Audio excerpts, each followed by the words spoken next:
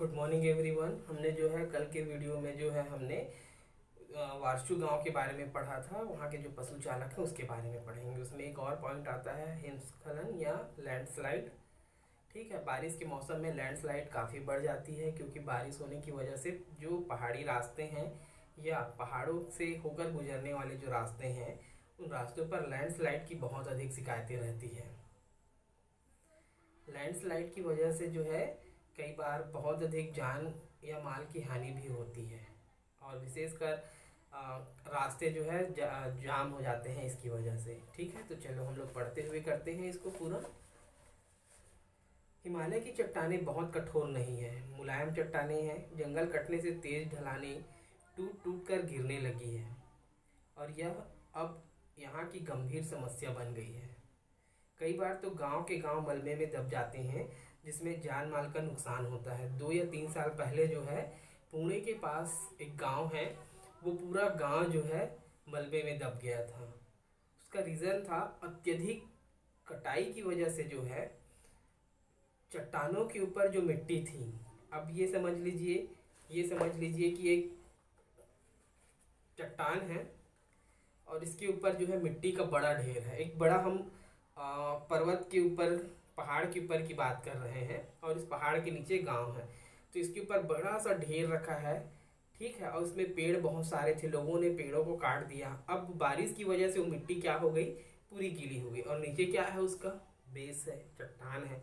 अब वो मिट्टी गीली होने की वजह से क्या हुई, फिसल के जो है वो पूरे गांव में गिर गई, जिसकी वजह से पूरा का पूरा गांव जो है उस मलबे में दब गया। सड़कों पर मलबा जमा हो जाता है जिससे आवागमन रुक जाता है। भूस्खलन से कई बार नदियों में मलबा जाम हो जाता है जिससे नदियों के रास्ते बदल जाते हैं। रास्तों के बदलने की वजह से क्या होता है कि बाढ़ आ जाती है, अस्थायी झीलें भी बन जाती है। कुछ समय पानी के दबाव से मलबे का ढेर टूट जाता है और पहाड़ के निचले भागों में बाढ़ आ जाती है। पहाड़ पर जंगल कटने से मैदानों में भी तेज और भयंकर बाढ़ की समस्याएं पैदा हो गई हैं। क्या आप इस समस्या का कारण समझ सकते हैं? लैंडस्लाइड एक्चुअल में जो होती है मुख्य रूप से पहाड़ी क्षेत्रों में अधिक होती है और इसका सबसे बड़ा रीजन जाता है प्रकृति से छेड़छाड़।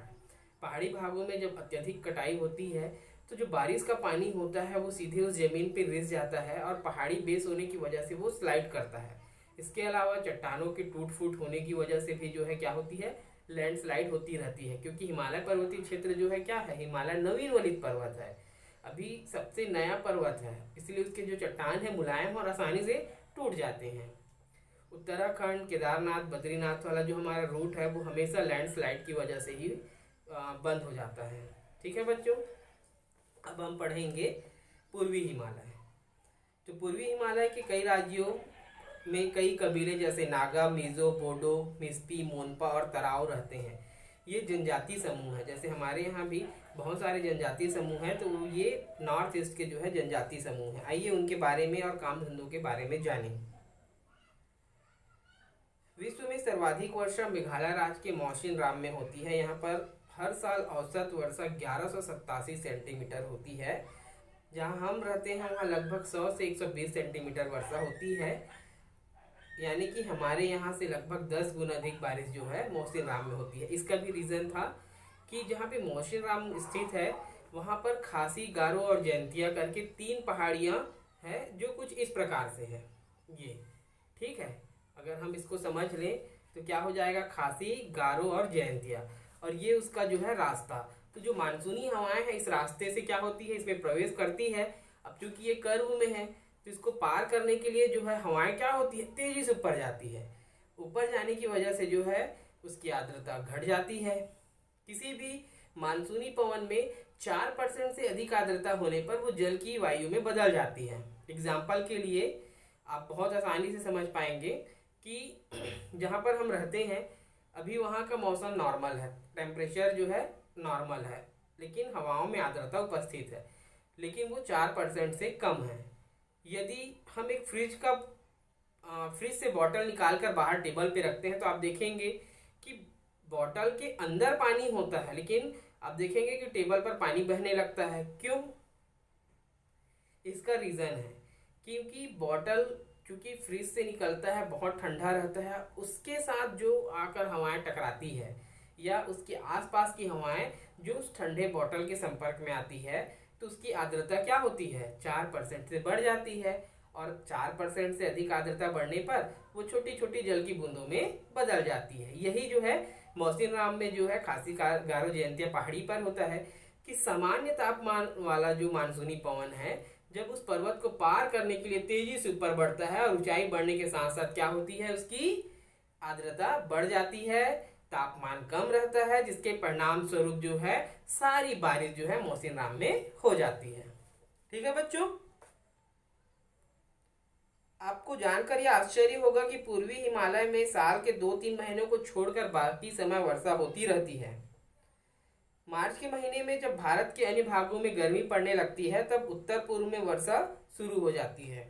मई से सितंबर तक मूसलाधार वर्षा होती है।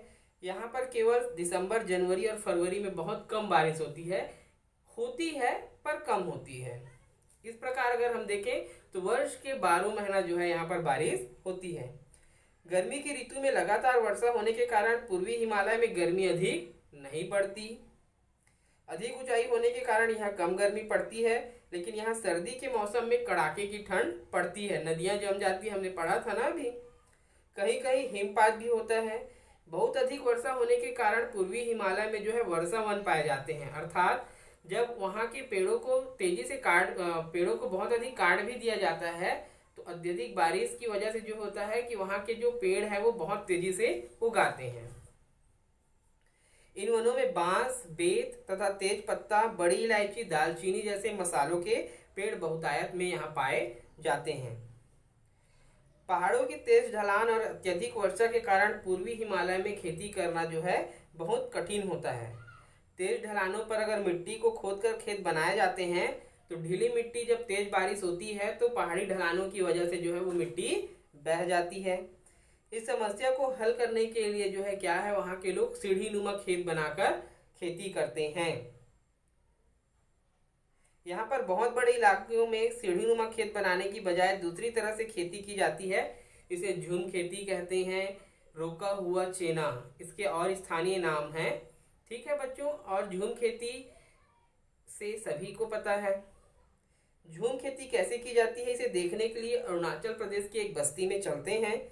यह अरुणाचल प्रदेश की एक छोटी सी बस्ती है। चित्र में देखिए, ये आपका अरुणाचल प्रदेश की एक बस्ती है।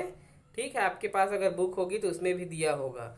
इसमें अत्यधिक बारिश होने की वजह से देखिए पूरा पगडंडी जो है क्या है, मुरुम वाला है या गिट्टी वाला है।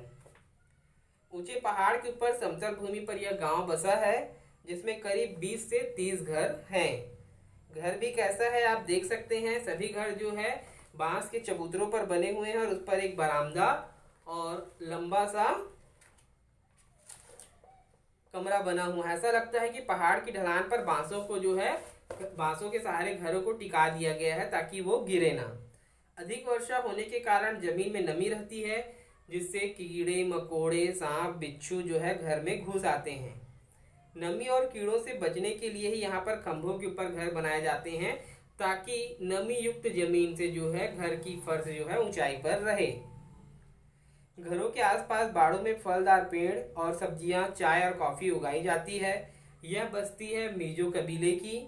इस बस्ती के सभी लोग एक दूसरे के रिश्तेदार हैं, या हम कह सकते हैं कि ये सभी एक ही परिवार के सदस्य हैं जो अलग अलग घरों में रहते हैं। अब जो है हम क्या पढ़ेंगे, खेत बनाने निकले कि कैसे जो है झूमिंग खेती की जाती है, उसके लिए क्या तैयारियां की जाती है, फिर किस प्रकार जो है यह खेती का कार्य संपन्न होता है। ठीक है बच्चों, कोई डाउट हो तो जरूर पूछेंगे।